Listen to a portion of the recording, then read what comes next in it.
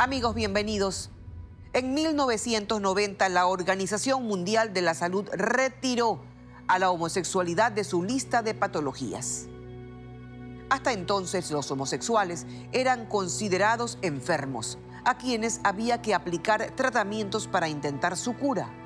Han transcurrido casi 3 décadas desde aquello y 20 años en el Ecuador, desde que la homosexualidad dejó de ser un delito penal. Pero en el país siguen existiendo lugares que ofrecen curar una enfermedad inexistente con terapias del horror que van desde el encierro hasta la tortura.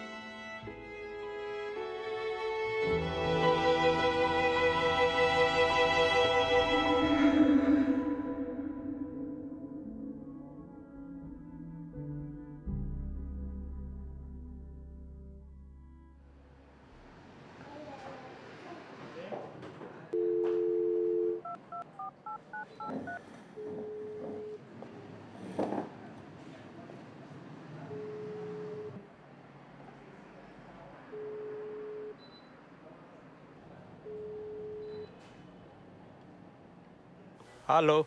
Sí, dígame, ¿en qué puedo servirlo? Era por un caso de que mi hermano tenía tendencias homosexuales y quisiera ver que usted me ayude porque de verdad con una terapia o algo para ver cómo lo puedo salvar. Ya, pero él desea la ayuda o cómo es la cosa, hay que ir a verlo. ¿Cuánto me costaría y todo eso? Lo mínimo el internamiento por mensual es $700. En nuestra clínica, que es la mejor del Ecuador. ¿Es la mejor, usted me dice? Sí, es la mejor. Ahora, si hay que ir a verlo a él, Ya. porque él no va a ir por voluntad propia, no, hay que ir a ver, entonces el rescate y el traslado a la institución es un valor adicional de $200 solo el primer mes. Y ahí pagan 700 mensuales. Ah, ya. Y ustedes, disculpe, al momento que lo vienen a ver, ¿cómo lo vienen a ver? ¿Con 2 personas? O no sé, ¿no? 2 personas más y yo en un carro.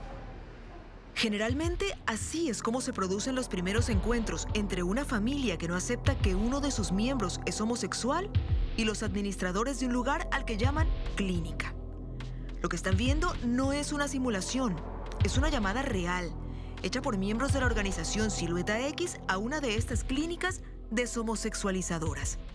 La Federación Ecuatoriana de Organizaciones LGBTI tiene varios colectivos, entre estos la Asociación Silueta X, que lleva una campaña que se llama Tiempo de Igualdad. Esta campaña se dedica desde el año 2013 a buscar justamente a través de todas las vías necesarias lo que tenga que ver con estos centros de tortura o deshomosexualización. ¿Esa llamada que nosotros acabamos de escuchar es una cosa reciente? Sí, creo que tiene cerca de 8 meses más o menos. Lo que ocurre es que la Asociación Silueta X había conseguido esta información, la proporcionó a la Federación, la pasamos a las autoridades y lamentablemente, como no hay más elementos aparentemente de convicción, entonces se ha quedado en eso, ¿no?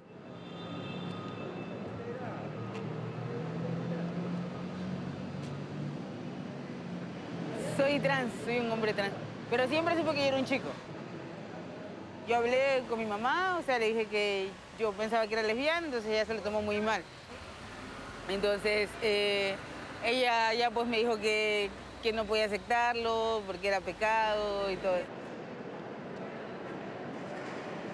Cuando niña, Alejandro se llamaba Andrea.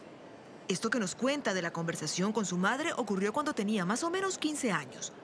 Fue una época difícil, no solo porque en su casa tenía que lidiar con la incomprensión, sino por la pesadilla que estaba a punto de comenzar. En las vacaciones me internaron. ¿Te internaron quiere decir que tú fuiste por tu voluntad propia o que te llevaron a la fuerza? No, yo estaba conversando con mi mamá y en la mañana tomándome un café y me desperté y estaba allá. ¿No supiste qué pasó? No.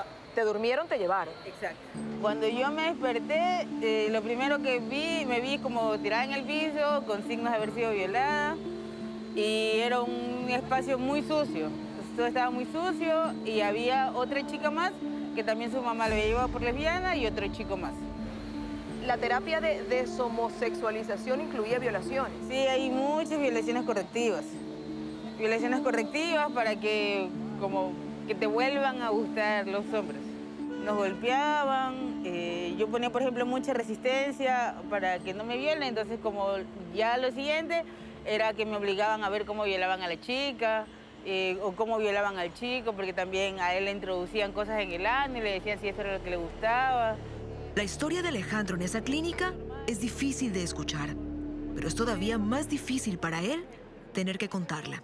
Yo recién pude hablar de esto hace unos 4 años, a los 25. Me tardé 10 años en hablar de esto. No hablaba de esto con nadie. Porque igual todavía hay cosas que ni siquiera puedo contar porque todavía son heridas que tengo muy abiertas. Pero sí a nivel físico, sí tengo ciertos espasmos musculares debido a las recurrentes cargas de electroshock. Alejandro pasó cerca de 2 meses en ese lugar hasta que al final consiguió escapar.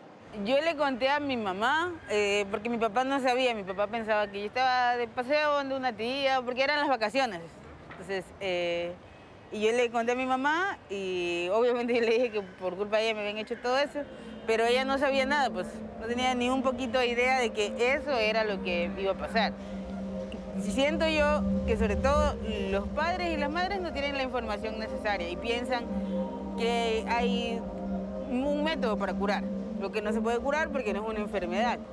Y más bien no conocen que lo que pasa allá adentro es tortura. Yo no creo que ningún padre, ninguna madre, conscientemente quiera exponer a su hija o a su hijo a este tipo de situaciones. Mi mamá había leído por unos mensajes, si buscaban en internet, de una clínica que decía que decían ayuda terapéutica y cosas así. Mi mamá se comunicó con el dueño y le contó mi caso. Él le dijo que pues anteriormente tuvo un caso parecido, sin embargo conmigo iba a ser algo diferente y que él se proponía que estaba en sus manos cambiarme. Mauricio tiene muy poco tiempo de haber salido de una de estas clínicas. Él no fue llevado ahí en contra de su voluntad, todo lo contrario. Su madre, una mujer religiosa, le dijo que ser homosexual era pecado. Y él, convencido de eso, aceptó internarse para tratar de cambiar. La verdad al principio que no quería, porque me daba miedo y nunca he estado con extraños, entonces... Pero convenció a mi hermano de la idea, mi hermano se puso a llorar, y ella también me decían que lo haga. Y también por un momento creí que Dios había puesto a ese señor en nuestro camino, que para que cambiáramos y cosas así. Mauricio y su mamá viajaron a Quinindé, en Esmeraldas, donde funciona el centro en el que estuvo. La madre nunca conoció el lugar, entregó a su hijo en un restaurante en el que la estaba esperando un empleado de la clínica.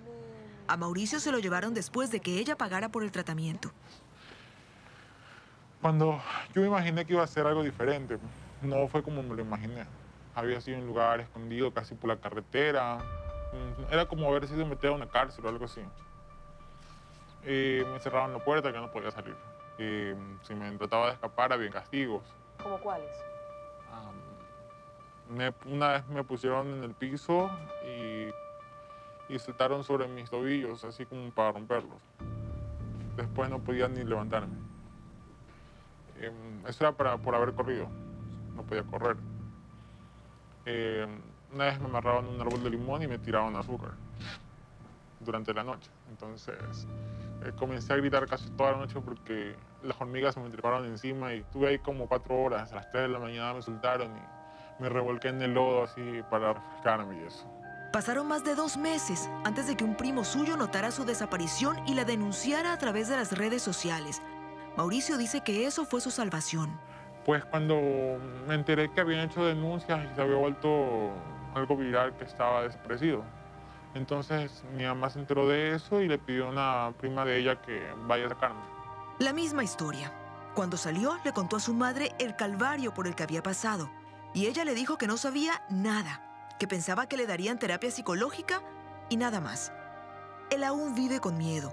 Teme que, como sigue siendo homosexual, su familia haga otro intento para cambiar su orientación. Las primeras noches no podía dormir bien, no soportaba estar en un lugar oscuro o en un lugar pequeño. No podía ni siquiera cerrar la puerta cuando me iba a bañar porque, no sé, ya sentía como ese miedo de estar encerrado otra vez. No me quería sentir encerrado. Es, creo yo, una suerte que hayan llegado a personas que estén vivas. Porque en muchas ocasiones, cuando salen de estos pseudo lugares de tratamiento, muchos terminan suicidándose. Rodolfo Rodríguez es psicólogo y además presidente de la Sociedad Ecuatoriana de Sexología y Educación Sexual. Nos cuenta que en su consulta ha visto casos similares, incluso recientemente, que las familias no tienen idea del daño que hacen a sus seres queridos al someterlos a este tipo de tratamientos. De que los someten al ser humano a situaciones de adversidad, coercitivas, violentas, a querer cambiar algo que ya es innato de ese ser humano que ha escogido y ha decidido ser sexualmente. Es decir, si es homosexual, hombre, mujer, gay, lesbiana, como quiera. Al no poder cambiar eso, que está acá arriba en el cerebro, de donde parte de las funciones sexuales, simplemente lo que va a generar es ansiedad, depresión y trastornos realmente serios. La legislación ecuatoriana dice claramente que este tipo de prácticas no son permitidas. La Constitución prohíbe la discriminación por cualquier causa, incluida la identidad de género y la orientación sexual. Por eso mismo, los tratamientos deshomosexualizadores son ofrecidos de forma clandestina, generalmente ocultos bajo la fachada de clínicas de rehabilitación de alcohol y drogas. ¿Qué tantas denuncias tienen ustedes aquí en la organización Silueta X? Yo considero que anualmente han de ser cerca de unas 15, y de las cuales, como podremos ver, ninguna se materializa al final. De la actuación de la justicia y de cuál es el organismo competente para intervenir en estos casos hablaremos en un momento. Sobre todo porque las pruebas de que estas clínicas están operativas existen. Y porque hay más víctimas que esperan para contar su historia, con la esperanza de que visibilizar el problema contribuya a su solución.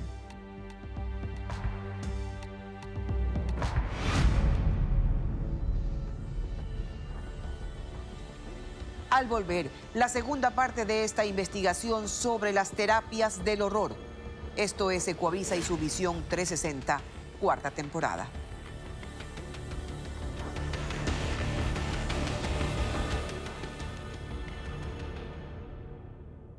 El internamiento tiene que ser mínimo de 6 a 8. Estamos hablando de $10.000. Para entrar, paga $5.000. El problema es que esta es una práctica que se da absolutamente en lo clandestino y que como son tus parientes quienes te meten en esta situación, los afectados no denuncian. Y mami me pidió muchas veces disculpas por eso, que ella no quería que me hagan daño.